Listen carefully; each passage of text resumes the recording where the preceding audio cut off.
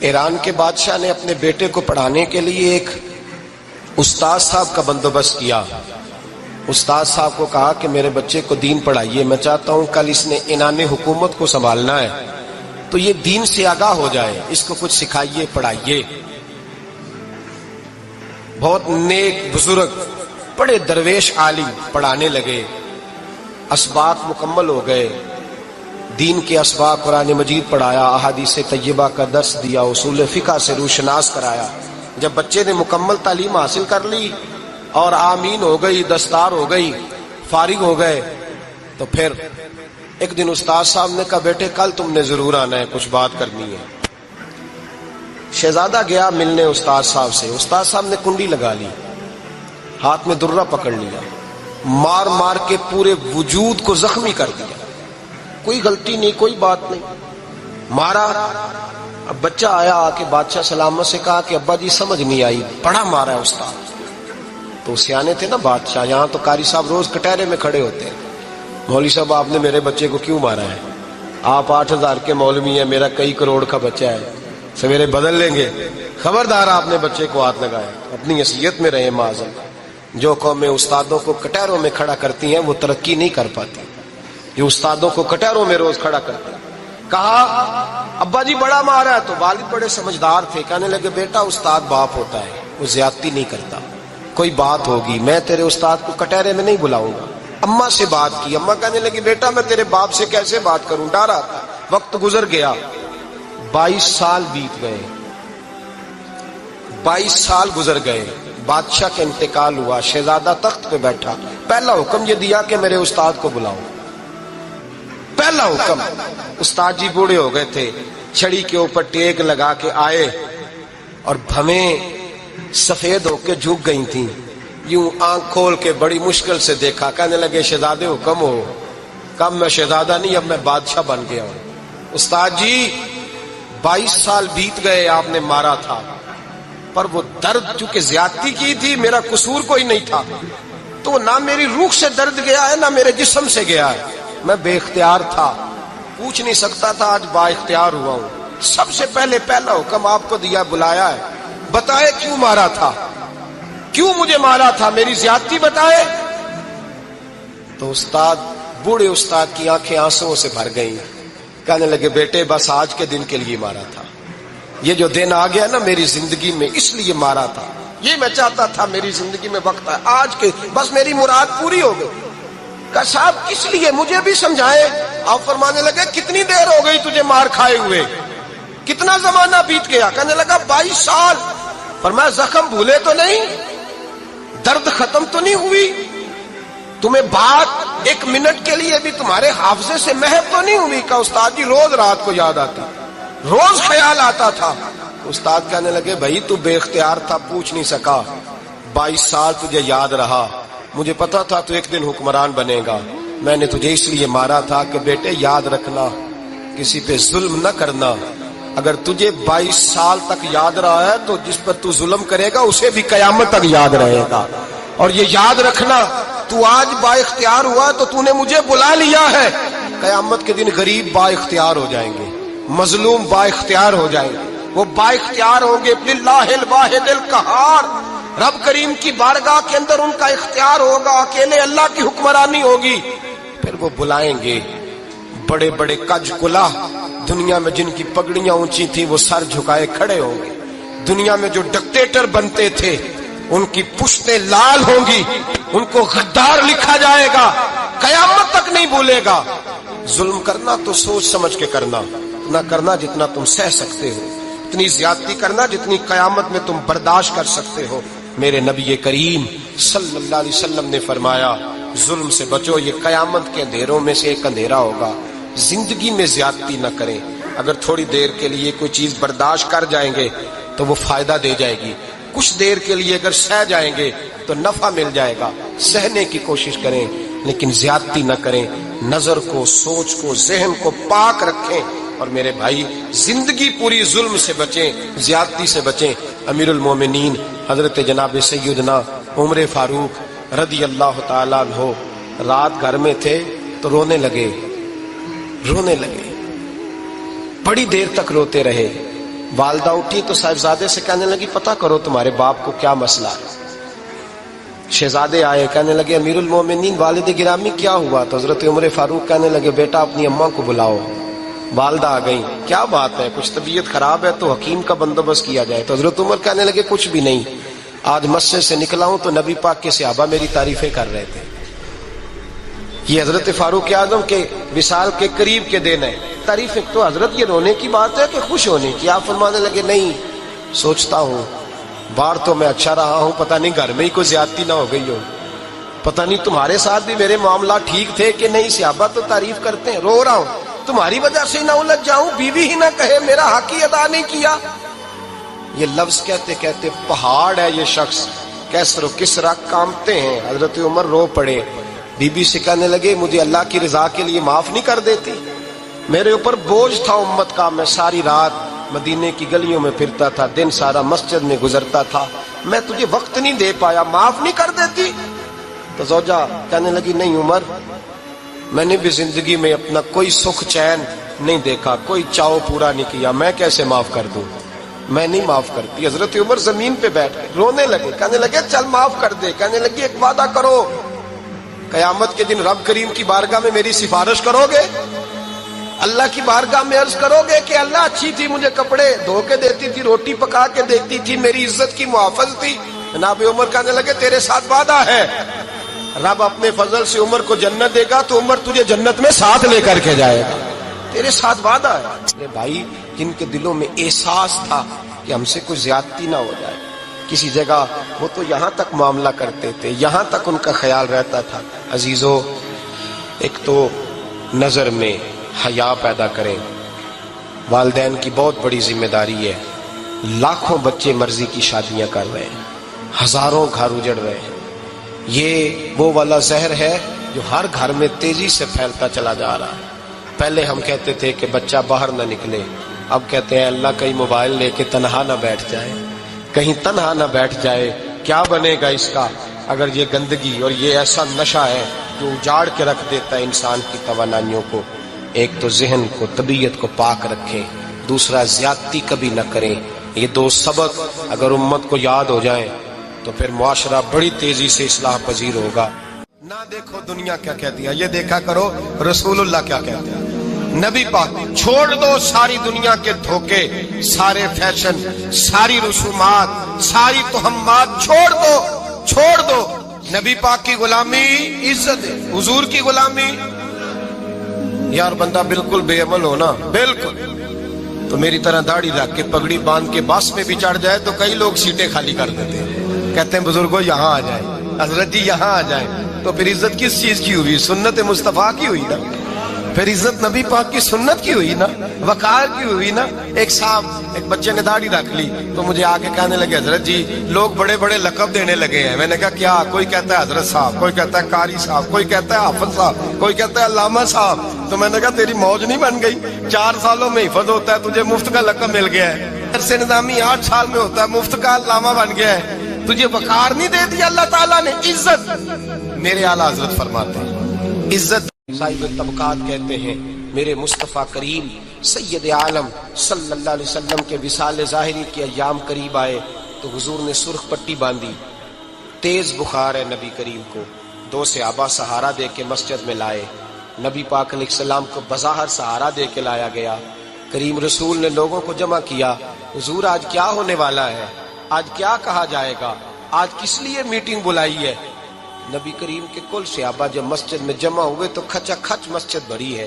وصال ظاہری سے چند یوم پہلے کی بات، نبی پاک نے فرمایا آج تمہیں کوئی جہاد کی ترغیب نہیں دینی، آج کوئی نیا پیغام نہیں دینا، آج تمہیں بتانا ہے کہ رب نے اپنے بندے کو اختیار دیا ہے، چاہے تو دنیا میں رہے، چاہے تو اس کی بارگاہ میں حاضر ہو جائے۔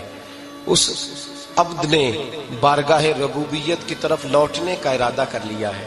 حضرت صدیق اکبر رونے لگے تو صحابہ نے کہا تمہیں کیا ہوا؟ کہنے لگے سمجھ نہیں رہے، کسی کی بات نہیں کر رہے، نبی پاک تو اپنی بات فرما رہے ہیں، اس نے جانے کا ارادہ کر لیا۔ سنیے میرے بھائی، محبوب پاک نے فرمایا بھائی کسی شخص کو میری طرف سے کوئی تکلیف پہنچی ہو تو بدلہ لے سکتا ہے، بدلہ لے سکتا ہے، کسی کو تکلیف پہنچی ہو۔ صحابہ پھوٹ کے رونے لگے، محبوبہ کرم ہی کرم ہوا ہے، रहमत ही रहमत आई। आपके बारे में गुमान करने वाला भी दायरा ईमान से निकल जाए। हुजूर आप क्या फरमा रहे हैं? फरमाया नहीं भाई उठो। पीछे से जनाब अकाशा बिन मोहसन उठे, हाथ कांपते हैं, आगे बढ़े, कहने लगे या रसूल अल्लाह, एक जंग के मौके पर आपने दुर्रा मारा था, नंगी पीठ पर सफ़ें सीधी कराते, बात दिल में रह गई है, मैंने बदला लेना है। नबी करीम ने फरमाया बिलाल दौड़ के जाओ, फातिमा के घर दुर्रा पड़ा है, दुर्रा लाओ। सैयदना बिलाल हबशी कहते मैं गया, दस्तक दी, सैयदा तैयबा ताहिरा हजरत फातिमा फरमाने लगी बिलाल कैसे आए हो? अम्मा जी वो दुर्रा चाहिए था। सैयदा को तशवीश हुई, कहने लगे बिलाल ना तो जंग पे जाना है, ना जिहाद है, ना कोई ऐसा मौका है, हुजूर की तो तबीयत मुबारक मज़ाहर बड़ी अलील है, दुर्रा क्या करेंगे? हजरत बिलाल अर्ज करने लगे अम्मा जी एक सियाबी बदला लेने लगे हैं। साहिब तबकात ने जुमले लिखे हैं, कहते हैं बीबी साहिबा ने दुर्रा भी दिया और इमाम हसन हुसैन को भी बाहर निकाला। फरमाने लगी अकाशा से कहना 100 दुर्रे मारे, इन 2 शहजादों के जिस्म पर नबी पाक के करीब न जाए। मैंने 2 बच्चे पैदा ही अपने महबूब पर कुर्बान करने के लिए किए, इनको ले जा। हजरत बिलाल कहते मैं 2 शहजादे लेके आया, और जब दरवाजे में मैं लेके पहुंचा तो नबी पाक ने देखा तो आंखों में आंसू आ गए। फरमाया इनको बिठा दो, मुझे पता है फातिमा ने क्या कह के भेजा है।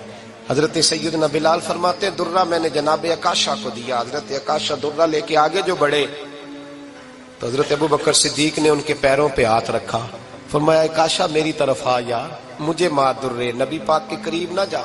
मुस्तफा करीम ने फरमाया अबू बकर तू हट जा, इसे आने दे। फरमाते मैं चंद कदम आगे गया तो मौला अली शेर खुदा ने मेरे पैर पे हाथ रखा, कहने लगे अकाशा सोच तो सही तू क्या कर रहा है? हुजूर ने फरमाया अली हट जाओ, मेरा और उनका मामला है। जनाब अकाशा आगे बढ़ रहे, नबी करीम ने फरमाया मैं अपनी उम्मत को दर्श देना चाहता हूँ, खबरदार खबरदार जिंदगी में तुम्हारे हाथ से जुबान से किसी को तकलीफ ना पहुंचने पाए, खबरदार। याद रखना वो माशरे बिगड़ जाते हैं, वो माशरे तबाह कर दिए जाते हैं जहां जुल्म होता है, जहां ज्यादती होती है, जहां लोगों को सताया जाता है। महबूब करीम के करीब आए हजरत अकाशा का, हुजूर मेरी पीठ नंगी थी, आप भी जरा कपड़ा हटाइए। नबी करीम ने पीठ से कपड़ा हटाया, जनाब अकाशा ने दुर्रा जो उठाया तो सहाबा की चीखें निकली। हजरत अकाशा ने दुर्रा दूर फेंका, हुजूर के बतने अतहर से लिपट गए, चूमने लगे, कहने लगे हुजूर वो तो सफे सीधी कराते लग गया था, आपने कहा मारा था?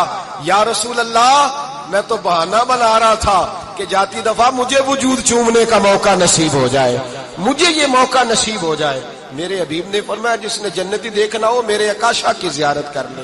हजरत सलमान फारसी गवर्नर थे, खाना खा रहे थे, दस्तरखान बिछा था, रसूल पाक सल्लल्लाहु अलैहि वसल्लम का फरमान है रोटी का लुकमा दस्तरखान पे गिरे उठा के खा लो, अल्लाह तुम्हारी बख्शिश फरमा देगा। दस्तरखान साफ होता है, रोटी, बड़े गवर्नर थे आप, बड़े बड़े सफीर बैठे थे, वजीर बैठे थे, रोटी का लुकमा गिर गया। आज तो लोग फैशन में इज्जत ढूंढते हैं ना, वकार ढूंढते हैं कि मैं जदीद दुनिया के साथ मिल जाऊं, मैं माज अल्लाह लड़की लड़के इकट्ठे बिठा के मंगनी करूं तो मैं मॉडर्न शुमार हो जाऊंगा, मैं बड़े बड़े ढोल बजाऊं तो मॉडर्न बनूंगा, मैं अगर मेहंदी पे सारे तमाशे कर डालूं तो मैं मॉडर्न हूं। देखो इज्जत किस बात में।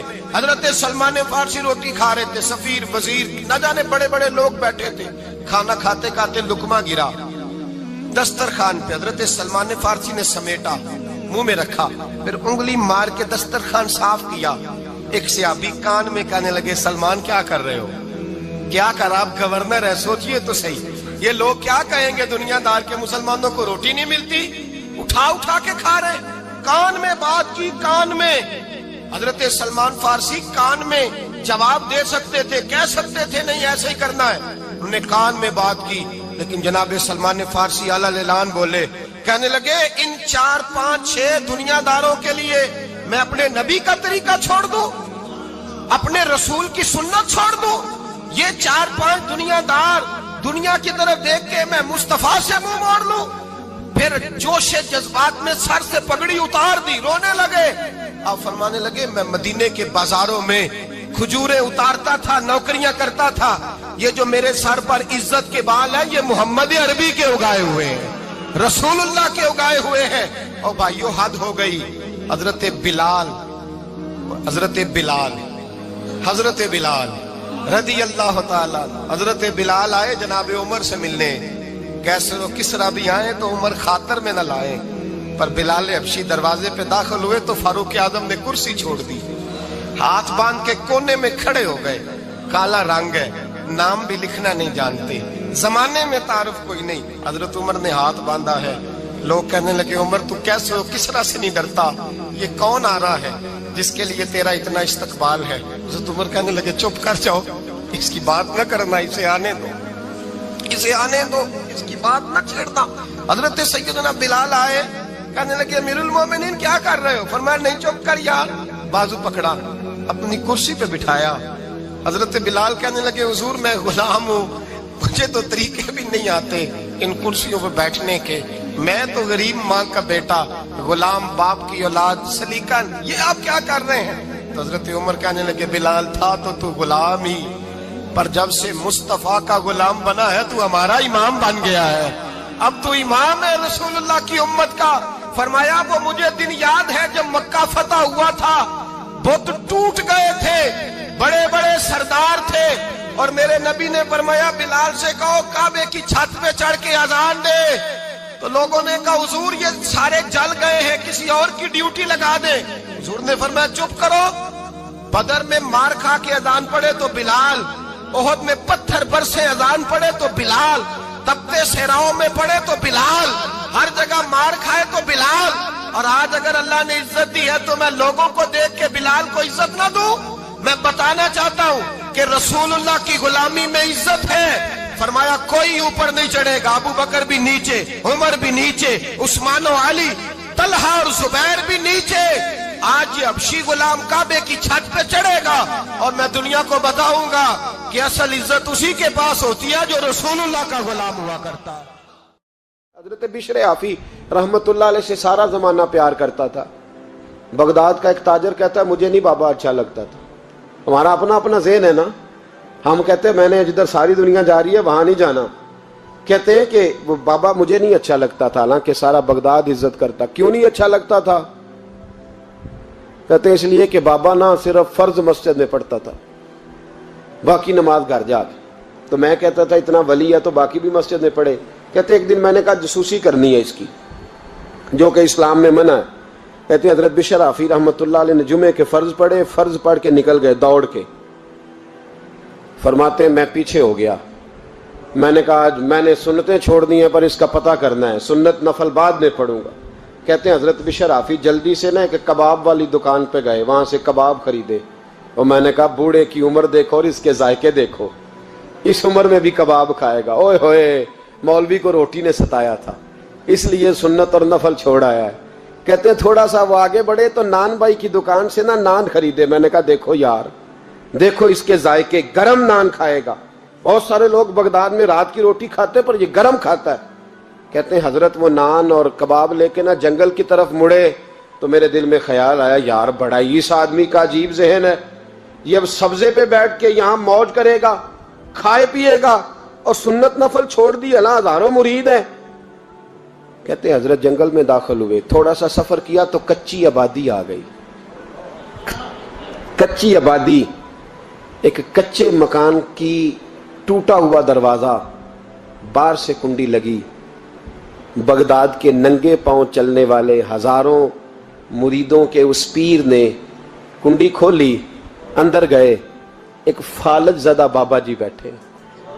कहते हैं हजरत बिशर आफी ने अपनी पगड़ी खोली और उस आदमी के मुंह से पानी निकल रहा था, राल टपक रही थी। कहते पहले अपनी पगड़ी से मुंह साफ किया, फिर प्याले से पानी डाल के मुंह धोया, फिर हजरत उसके टांगों पे कपड़ा डाल के रोटी का लुकमा तोड़ के उसके मुंह में डाल के कहने लगे बाबा नाराज ना होना, जुमे वाले दिन मुझे देर हो जाती है, अभी तो मैंने सुन्नत और नफल भी पढ़ने हैं, नाराज ना होना, मुझे देर हो जाती है।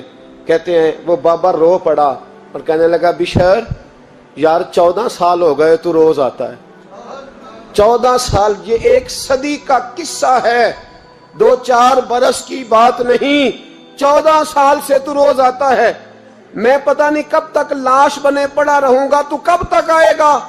हजरत बिशर आफी ने बाबे के आंसू पूछ के कहा बाबा फिक्र न कर, आज के बाद ये जुमला ना कहना कि तू मेरे लिए बोझ है। फरमाया लोग समझते हैं कि मैंने इबादत करके मकाम पाया है, لوگ سمجھتے ہیں میں نوافل زیادہ پڑھتا ہوں، دنیا جانتی ہے کہ میری رات کی تسبیح زیادہ مضبوط ہے، اور میں ان میں سے کوئی بات بھی نہیں، میں تو تیری نوکری کرتا ہوں تو اللہ نے میری عزتوں میں اضافہ فرما دیا ہے۔ سوچ ہی صاف نہیں، نظریہ ہی ٹھیک نہیں، فکر ہی ٹھیک نہیں۔ اسلام نظریے کا مذہب ہے۔